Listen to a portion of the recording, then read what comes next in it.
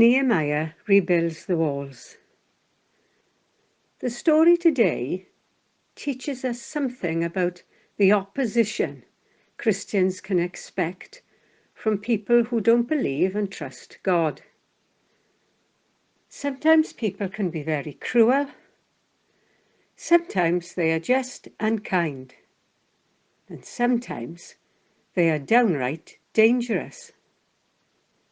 And the attacks can be full frontal and obvious, or very subtle and sneaky. So sneaky that we don't even realize what's happening. Nehemiah was not to be fooled by either form of attack. He could recognize them for what they were. So he wasn't tricked, and he didn't fall into the traps his enemies were setting him. As we heard last week, as soon as Nehemiah arrived, he got all the people to work on rebuilding the walls. Even the priests helped with the hard work, and people who lived in the villages nearby came to help as well. The first attack came in the form of mockery. Nehemiah's enemies came to laugh and make fun of their work. This, they hoped, would dishearten the people, so they'd give up. This failed. Next, they threatened to attack and kill the workers. The people became afraid, and some were tempted to give up. Nehemiah reminded them that God was on their side and would be fighting for them. Even so, Nehemiah had the wisdom to form a plan of defense. He had half the people building, while the other half stood guard with their weapons ready. And even those building had weapons on them, ready to fight. This was enough to keep the enemy at bay.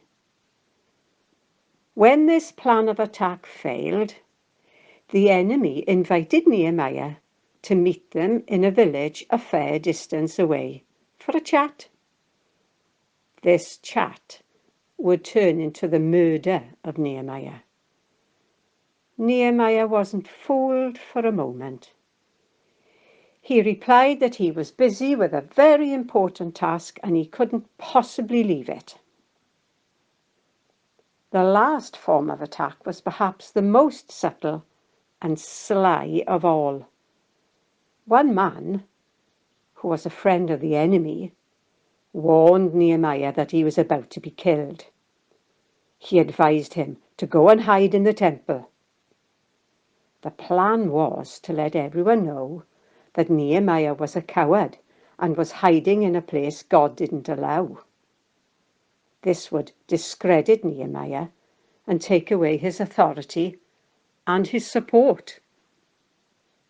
Once again, Nehemiah did not fall for the trick. He told them he was God's worker and running away was not a choice, come what may.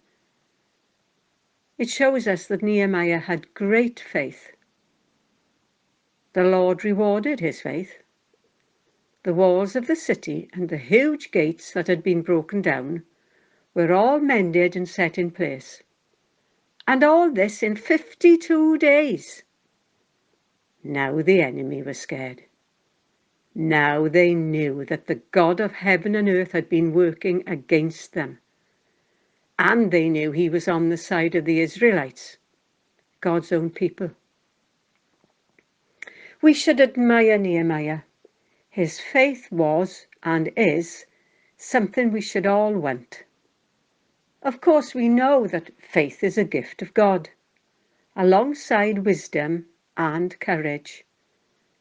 God is willing to give us all these, just as he gave them to Nehemiah. We only have to ask. God delights to give good gifts to his children. Thank you, Lord Jesus.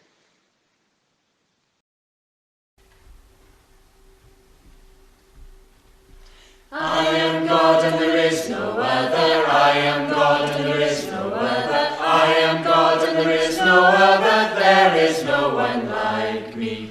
Isaiah 46 verse 9, Isaiah 46 verse 9, Isaiah 46 verse 9, there is no one like me. I am God and there is no other, I am God and there is no other, I am God and there is no other, there is no one like me.